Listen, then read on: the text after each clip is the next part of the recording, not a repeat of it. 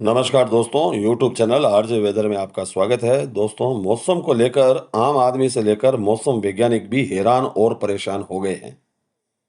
Satellite से आई तस्वीरों ने मौसम वैज्ञानिकों से लेकर आम लोगों तक चिंता बढ़ा दी है।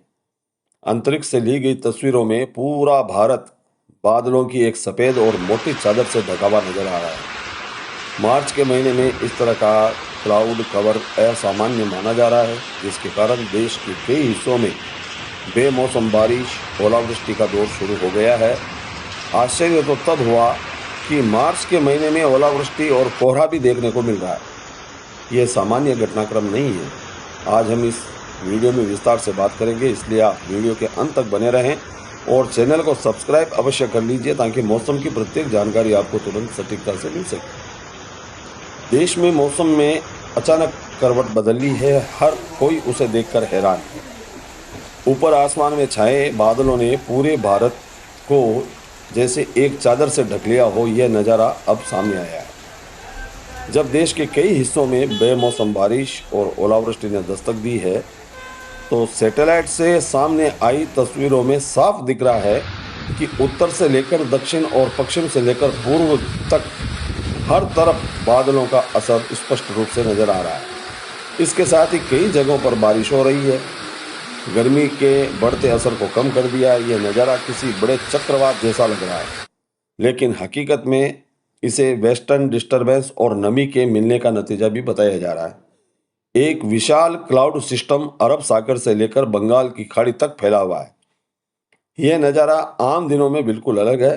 कई बार बादल किसी एक इलाके तक ही सीमित रहते हैं, लेकिन इस बार उनका फैलाव काफ़ी ज़्यादा है, जिससे साफ है कि मौसम बड़े स्तर पर बदल सकता है।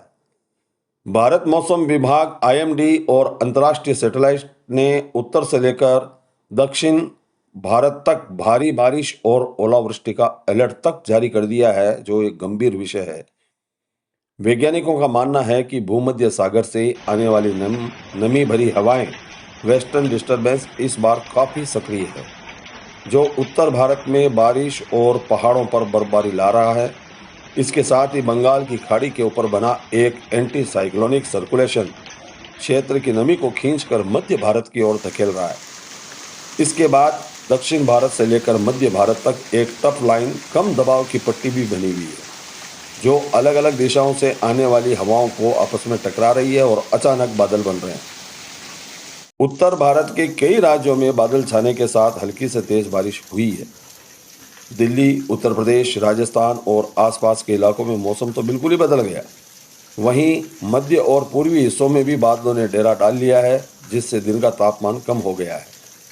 बारिश और बादलों की वजह से कई शहरों में तापमान अचानक गिर गया। जहां लोग गर्मी से परेशान होने लगे थे, वहीं अब ठंडी हवा ने राहत दी है। सुबह और शाम का मौसम खास तौर पर सुहाना हो गया है। इस बदलते मौसम ने एक तरफ तो लोगों को राहत दी है, तो दूसरी तरफ कुछ परेशानियां भी खड़ी कर दी है। जहां आम लोगों को गर्मी से राहत मिल रही है, वहीं कुछ जगहों पर तेज बारिश और हवा की वजह से दिक्कतें भी सामने आ रही। किसानों के लिए यह मौसम मिला जुला असर लेकर आया है। किसानों को बहुत सतर्क रहने की जरूरत है। फिलहाल ऐसा माना जा रहा है कि कुछ दिन तक यह असर बना रह सकता है। बादल और हल्की बारिश का यह सिलसिला जारी रह सकता है, लेकिन धीरे धीरे मौसम साफ होगा और गर्मी दोबारा बढ़ने लग जाएगी। सैटेलाइट में दिख रहा यह नज़ारा सिर्फ एक तस्वीर नहीं है दोस्तों, बल्कि यह मौसम के बदलते मिजाज की कहानी भी है। यह बताता है कि अब मौसम पहले जैसा स्थिर नहीं रहा, बल्कि तेजी से बदल रहा है। जहां मार्च के महीने में हमें पसीने छुड़ाने वाली गर्मी की आदत होने लगी थी, वहीं कुदरत ने एक ऐसा यू टर्न लिया कि वैज्ञानिकों को भी हैरान करके रख दिया है। आसमान में बादलों की एक ऐसी लंबी कतार बनी हुई है, जो अफगानिस्तान से शुरू होकर पाकिस्तान के रास्ते भारत के दिल यानी दिल्ली एनसीआर तक पहुंच गई। यह एक दुर्लभ खगोलीय घटना है, जिसे वैज्ञानिक 1000 किलोमीटर लंबे बादलों का सिस्टम कह रहे हैं। इसकी वजह से अफगानिस्तान, पाकिस्तान और उत्तर भारत का मौसम एक साथ बदल गया है। दोस्तों, इस खबर से यह एहसास तो हो गया है कि आने वाले दिनों में मौसम सामान्य तो रहने वाला नहीं है।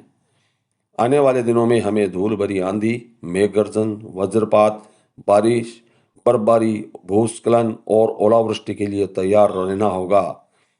हम भी आपसे यही अपील करते हैं कि प्रत्येक दिन की मौसम की अपडेट पर आप नज़र रखें। मिलते हैं अगली नई ताज़ा जानकारी के साथ। तब तक के लिए धन्यवाद।